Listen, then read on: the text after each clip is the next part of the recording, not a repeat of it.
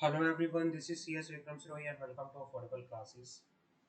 Legal aptitude के अंदर आज हम एक नया चैप्टर शुरू करेंगे, चैप्टर नंबर 5।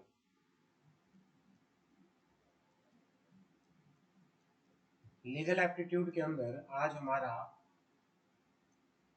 चैप्टर नंबर 5 शुरू होने जा रहा है, जिसका नाम है लीगल रीजनिंग। जिसका नाम है लीगल रीजनिंग। एक्चुअली क्या है इस चैप्टर के अंदर, क्या आप पढ़ोगे मैं आपको बता देना चाहता हूँ। पहले तो जब भी लॉ पढ़ते हैं, लॉ पढ़ते टाइम कुछ लीगल टर्म्स आती हैं। कुछ लीगल टर्म्स बार बार आती हैं। उन लीगल टर्म्स का आपको मीनिंग पता होना चाहिए। उन लीगल टर्म्स का आपको मीनिंग पता होना चाहिए। लॉ जब भी पढ़ोगे काफी कुछ आपको ऐसे वर्ड पढ़ने को मिलेंगे जिसका मीनिंग आपको पता होना चाहिए कि भाई उनका मीनिंग क्या है। तो इस चैप्टर के अंदर हम उन वर्ड का मीनिंग समझेंगे कि मीनिंग होता क्या है। क्लियर है? काफी वर्ड हैं जो अदर लैंग्वेज से, कोई लैटिन भाषा से, कोई रोमन भाषा से, कोई लैटिन भाषा से, कैसे भी आ सकता है। बेसिकली मेजरली जो वर्ड हैं वो लैटिन टर्म्स के हैं। तो उन वर्ड का मीनिंग क्या है हम बात करके यहाँ पर चलेंगे। क्लियर है?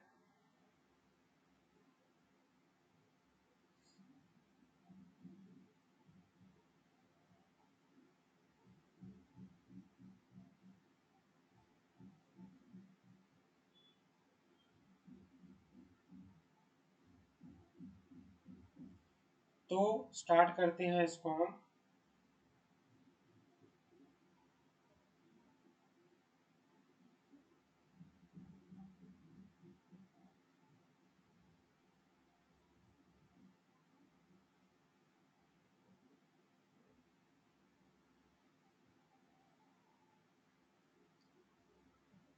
हाँ, तो लीगल टर्मिनोलॉजी एंड मैक्सिम्स।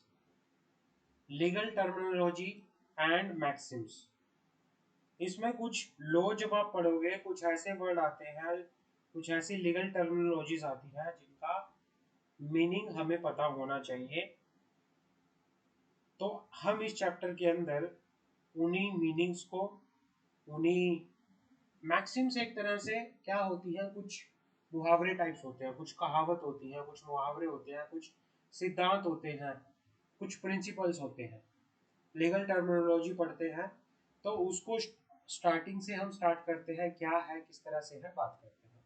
सबसे पहला आता है ए प्रायोरी। प्रायोर का मतलब होता है पहले। और प्रायोरी का मतलब होता है फ्रॉम दी एंटीजडेंट। फ्रॉम दी एंटीजडेंट का मतलब होता है स्टार्टिंग से, फ्रॉम द स्टार्टिंग, पुराने टाइम से, पुराने समय से। इसका मतलब होता है a priori from the antecedent to the consequent. पुराने समय से कोई भी चीज। अब निशु फ्रॉम द बिगिनिंग, स्टार्टिंग से, शुरुआत से, शुरुआत,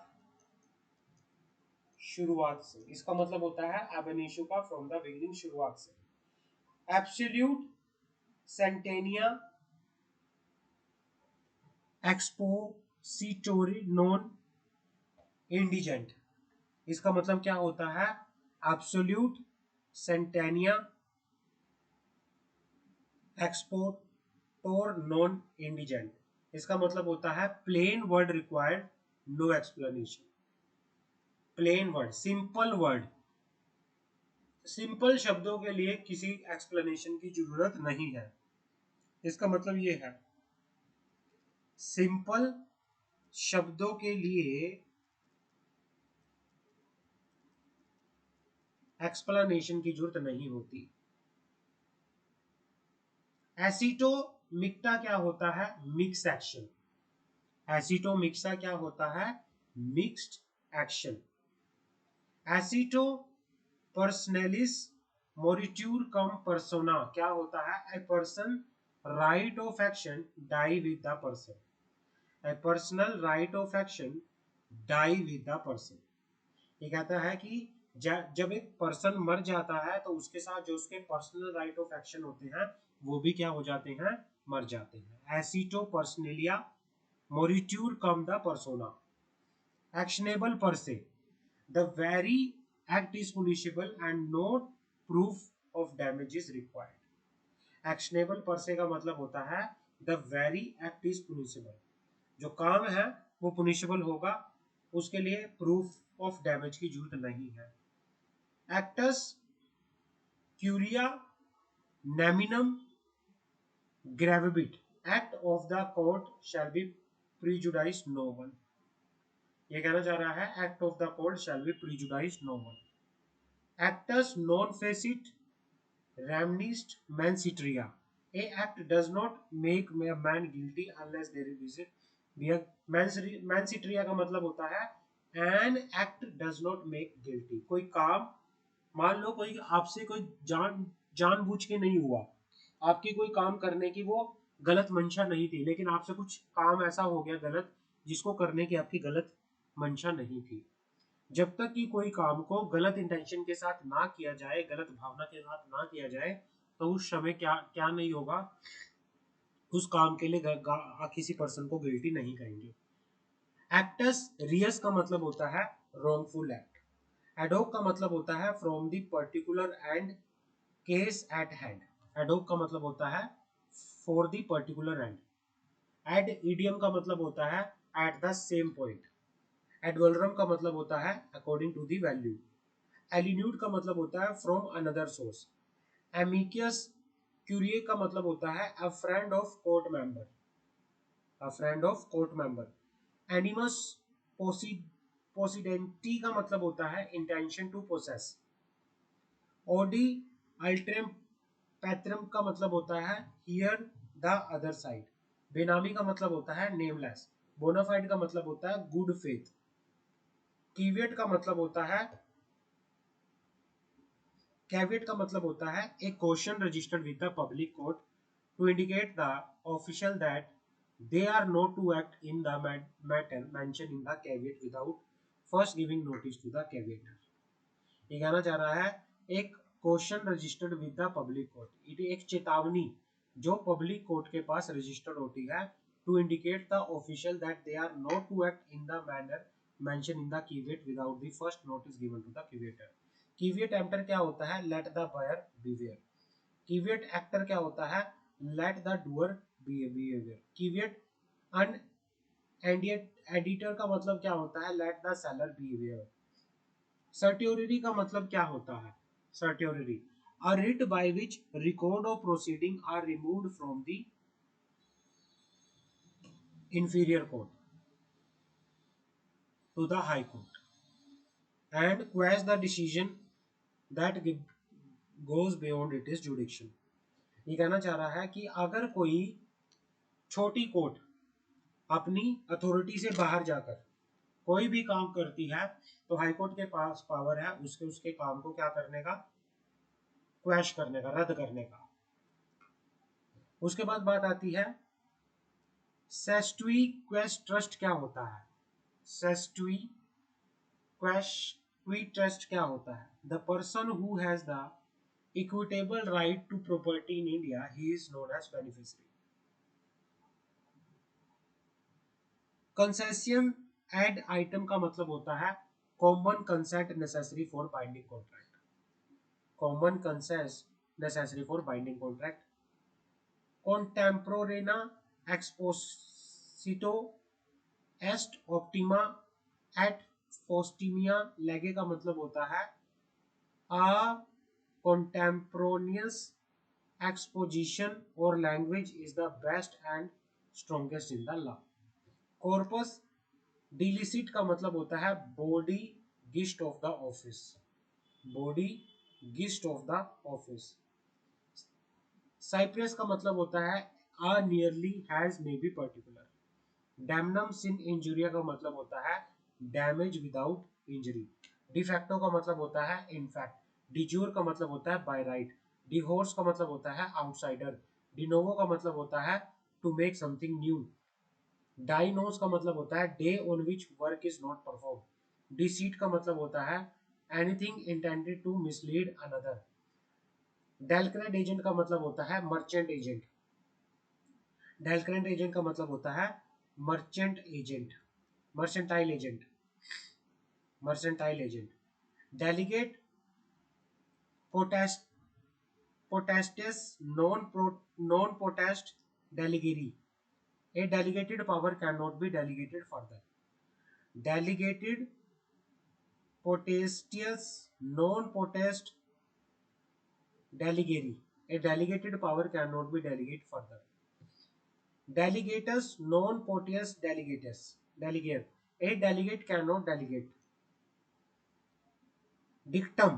Dictum क्या होता है? Statement of law made by the judge in course of decision, but not necessary to the decision itself. एक statement of law made by the जज इन कोर्स ऑफ डिसीजन। डिस्पोनो क्या होता है? Convey legally. डिस्पोनो क्या होता है? Convey legally. एडजस्टम जेनरिस क्या होता है?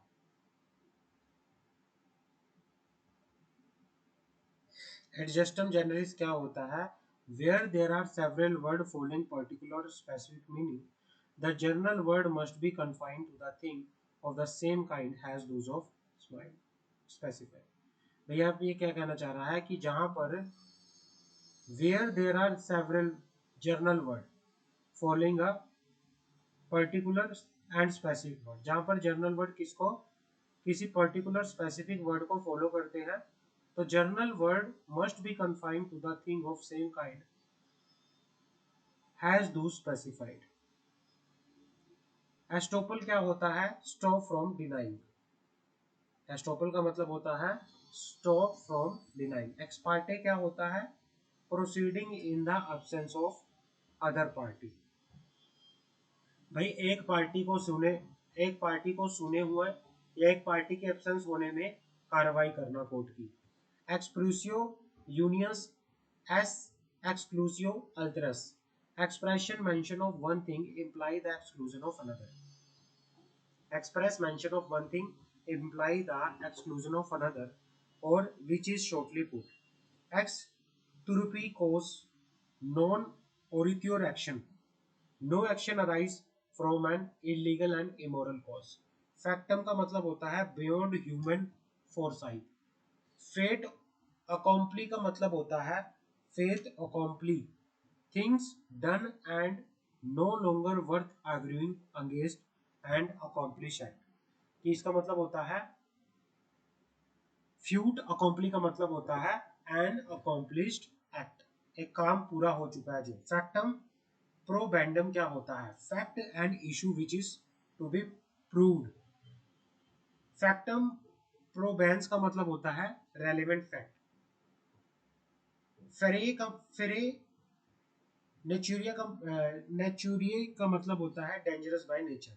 फोर्स मेजोर का मतलब होता है सर्कमस्टांसिस बियॉन्ड द कंट्रोल। जर्नलिया स्पेशलियबस नॉन derogant, journal thing do not derogant from special। habeas corpus read to have the body to be brought before the judge। ignorantia legis reminum excuseth। ignorance of law excuse no one। injurious in damno, injury without damage, ये होता है।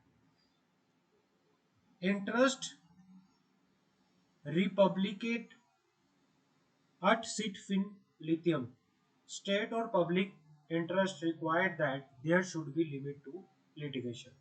ipso facto क्या होता है? by the very nature of the case। in promptu क्या होता है? in readiness। in post क्या होता है? in state of possibility। in lime क्या होता है? initial stage। in lieu क्या होता है? इंस्टेड ऑफ, इंटर अलिया क्या होता है अमंग अदर थिंग, इंटर से क्या होता है अमंग देमसेल्फ, इन स्पाइस क्या होता है इन काइंड, इंटर विव्यूज क्या होता है between living three person, intra vires क्या होता है within the power, in personam क्या होता है in proceeding in which relief is sought against a specific person, इंडिका क्या होता है assemble token mark,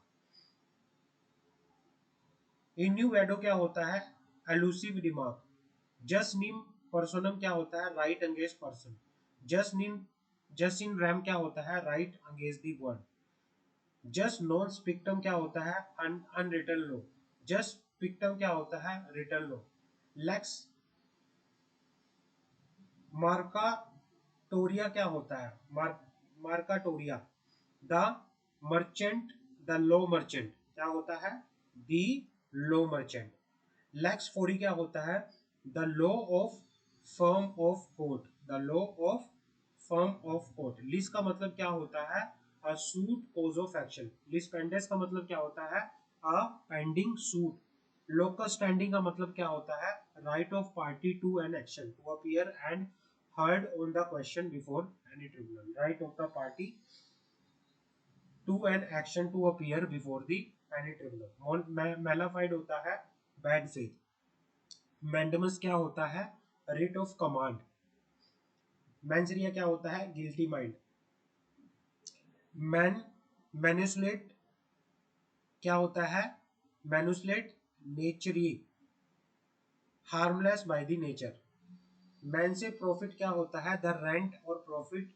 which the trespasser has received मीरिंग due the occupation of premise,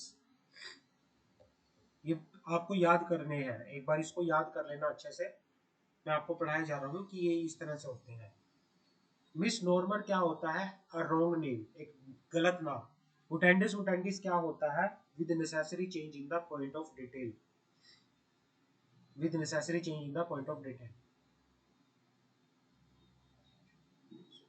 नोसिट्यूर एसोसिएट्स क्या होता है a word is known by the associate, obiter dictum क्या होता है a incidental opinion by the जज which is not binding, onus प्रोबेंडी क्या होता है बर्डन ऑफ प्रूफ, पैरुपसु क्या होता है इक्वल फुटिंग, इक्वल फुटिंग कह सकते हो वन इक्वल फुटिंग, पर से क्या होता है by itself taking alone, persona known Greta क्या होता है पर्सन नॉट वांटेड, पर इनकेरियम क्या होता है through want of care, prima facie क्या होता है on the face of it, profit अ प्रिंड्री क्या होता है प्रेंड्री, a right of man in respect of his tenement, pro बोना प्रो बोनो पब्लिक क्या पब्लिको क्या होता है for the public good, pro forma क्या होता है as a matter of form, pro rata क्या होता है इन पोर्शन, पोस्टेरियरी क्या होता है फ्रॉम द कॉन्सिक्वेंसेज ऑफ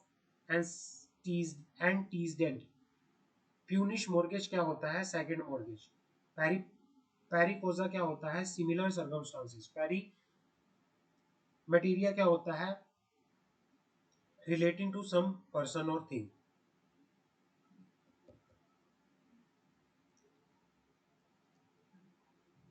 क्वी फेसिट पर एलियम फेसिट पर से क्या होता है he who act through another is acting by himself, जो वारंटो क्या होता है a writ calling upon one two show under what authority he hold और क्लेम ऑफिस, इसमें क्या होता है कि भाई a writ of calling one,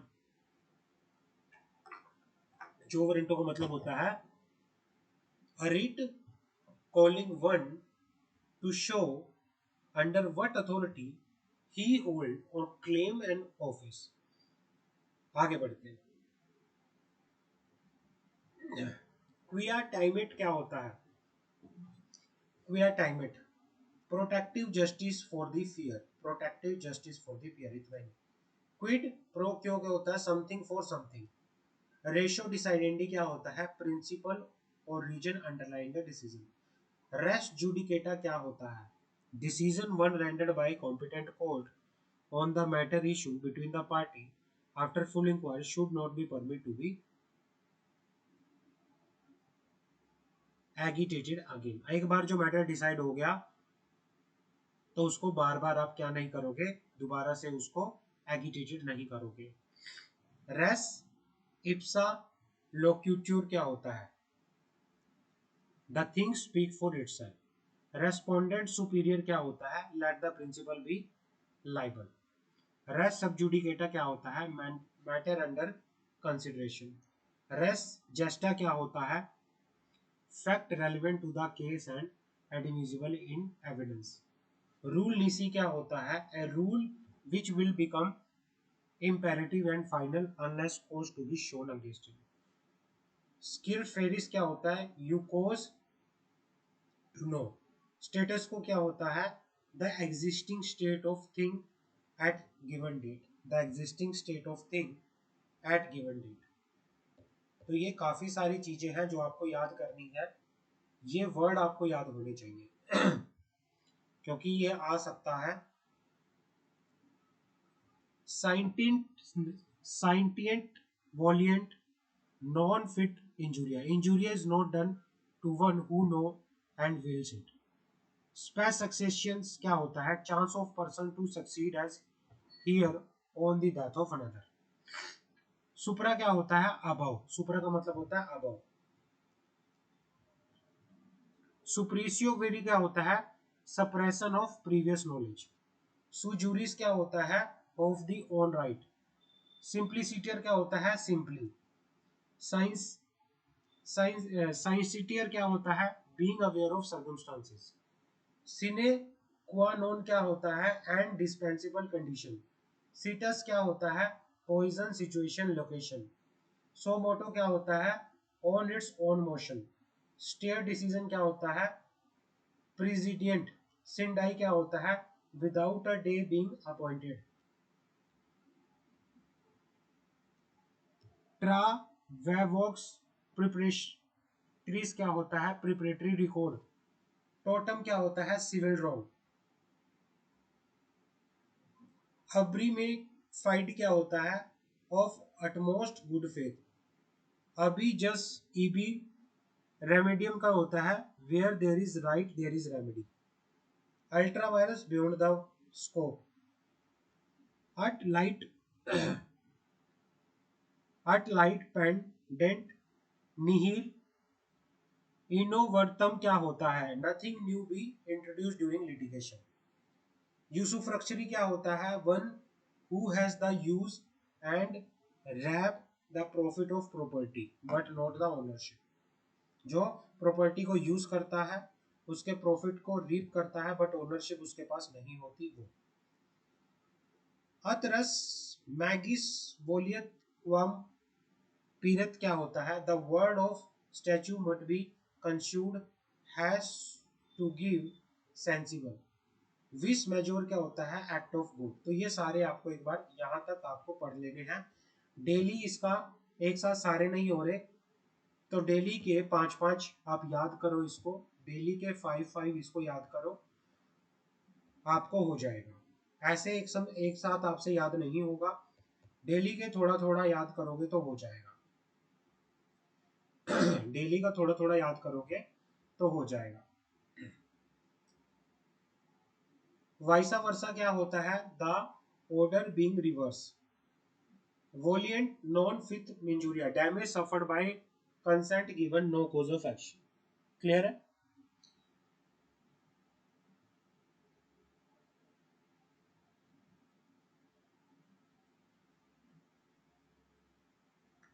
अब आता है लीगल रीजनिंग होता क्या है? लीगल रीजनिंग क्या होता है? लीगल रीजनिंग बात करते हैं। Legal reasoning is a method that a person use to apply law to fact in order to answer legal question.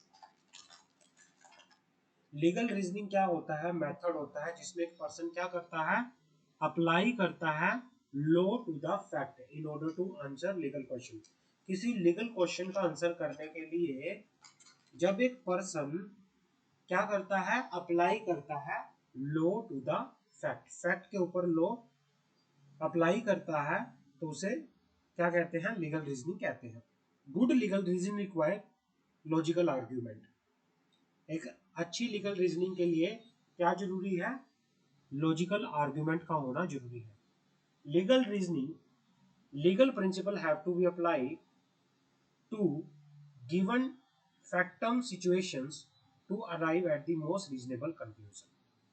Legal reasoning के अंदर कुछ लीगल प्रिंसिपल जो है अप्लाई करना जरूरी है, जिससे क्या हो सके, फैक्टम सिचुएशन, टू गिवन ए फैक्टम situation arrive the most reasonable conclusion. The meeting of legal rule and how should we apply are often subject to multiple interpretation.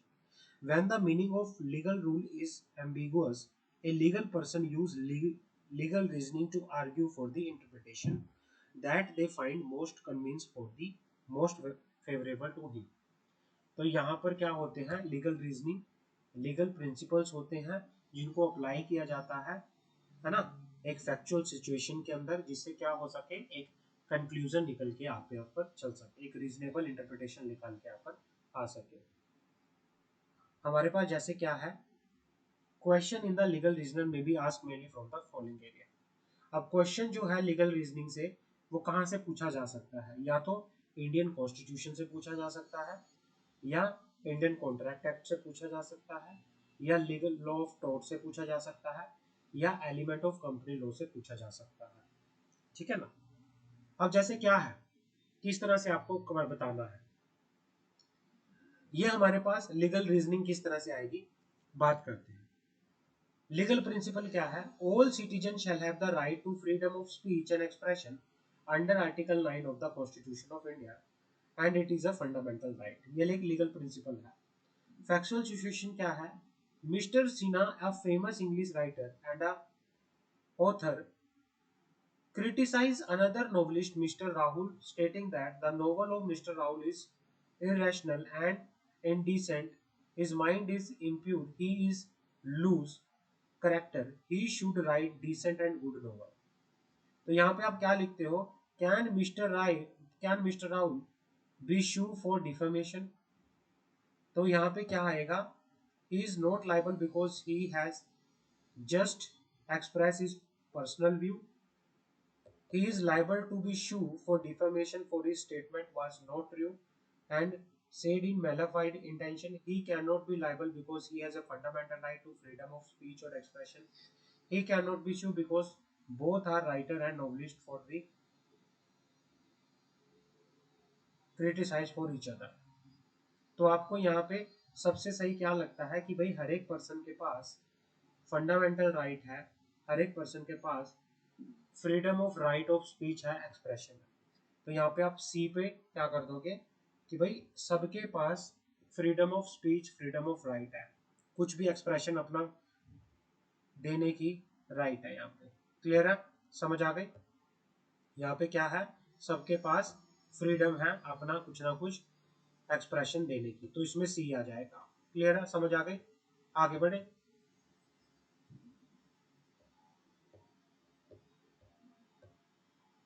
Legal principal. Every citizen of India has a fundamental right to carry on trade, business, profession in his choice, subject to the imposition of reasonable restriction by the state. In pursuance of order passed by the Institute of Company Secretary of India, prohibited from person practicing the profession of Company Secretary unless such person pass the Company Secretary course and hold a certificate of practice from the ICS. Mr. Manoj, a executive program pass student of Company Secretary course, challenge the ban is violate his right carrying profession. तो यहाँ पे क्या decide किया? Institute of company secretary has superior right to ban. The ban is justify has mister I Manoj carrying on business is not absolute. The ban is not justify the institute. इसमें B वाला आएगा. The ban is justify has mister Manoj carry his profession is not absolute. भाई वो अभी executive level पे है, अभी वो प्रोफेशनल पास नहीं हुआ, उसने सर्टिफिकेट ऑफ प्रैक्टिस नहीं लिया, तो वो नहीं बन सकता. क्लियर है, समझ आ गई? आगे बढ़ते हैं. Legal principal. A contract is a argument agreement. A contract is an agreement which is law will enforce. All agreement are contract if they are made with the free consent by the competent to contract for the lawful consideration and lawful object. Legal principal कहता है कि एक contract जो होता है agreement होता है which the law will enforce. All the agreement, जितने भी एग्रीमेंट होते हैं वो कॉन्ट्रैक्ट होते हैं if they are made with the free consent of the party competent to contract for the lawful consideration and with the lawful object. अब यहाँ पे एक सिचुएशन आती है. क्या सिचुएशन आती है? Mister Raja offer to buy mister Ram is car of 5 lakh but Ram refuse subsequently.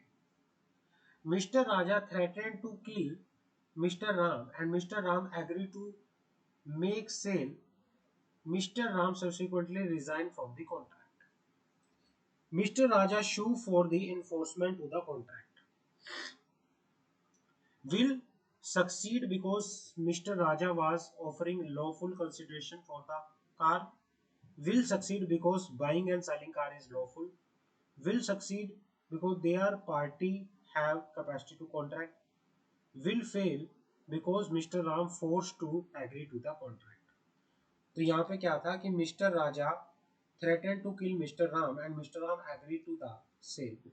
Mr. Ram subsequently resigned from the contract. भाई यहाँ पे जो है मिस्टर राजा शू, हाँ मिस्टर राजा जो है वो शू हो जाएगा, वो फेल, क्योंकि यहाँ पे क्या है फ्री कंसेंट से होना चाहिए, लेकिन फ्री कंसेंट यहाँ पे नहीं है. फ्री कंसेंट क्यों नहीं है? क्योंकि वो उसको मारने की कोशिश कर रहा था कि या तो कॉन्ट्रैक्ट करो नहीं तो मैं आपको मार दूंगा. तो यहाँ पे फ्री कंसेंट नहीं है, तो मिस्टर राजा जो है वो फेल हो जाएगा because mister Ram was force to agree to contract. उसको फोर्स किया जा रहा था जबरदस्ती, तो वो नहीं होगा. क्लियर है? समझ आ गई? आगे बात करते हैं. Legal principal. Contract is an agreement which the law will enforce. All the agreement are contract if they are made with free consent to the party to contract for a lawful consideration. Mr. Joy, a young boy of 27 years old, without any consideration, agreed to give Miss Julie rupees 10,000. Mr. Joy failed to fulfill his promise. Miss Julie sued Mr. Joy for the amount. Miss Julie will succeed as Mr. Joy the promise of his own free will. Miss Julie will fail as agreement is without consideration. Miss Julie succeed, यहाँ पर ये आएगा Miss Julie fail as the agreement is without consideration. तो आपको इसी तरह से ये करना है. आपकी प्रैक्टिस के लिए ये क्वेश्चन है, प्लीज इनकी प्रैक्टिस करना, क्योंकि ये मैंने पढ़ाया हुआ है सारा. इन सब की प्रैक्टिस करना जितने भी ये क्वेश्चन है, और यहाँ पे ये चैप्टर खत्म होता है. ये सारे के सारे आपकी प्रैक्टिस के लिए है, और सारा Indian contract act, law of tort, companies act, ये सब मैंने आपको करा दिया है. तो आपको इसकी प्रैक्टिस करनी है. प्रैक्टिस करोगे, ट्राई करके देखना, जो भी है ये करने के बाद मुझे चेक करवाना कि सर हमारा ये ठीक है या नहीं है. तो मैं इसको चेक करके आपको फिर इसके नंबर अलॉट करूंगा. ठीक है? समझ आ गई? अभी के लिए इतना ही है. Thank you so much. मिलते हैं कल की क्लास में एक नए चैप्टर के साथ. अभी के लिए इसमें इतना ही है. Thank you so much.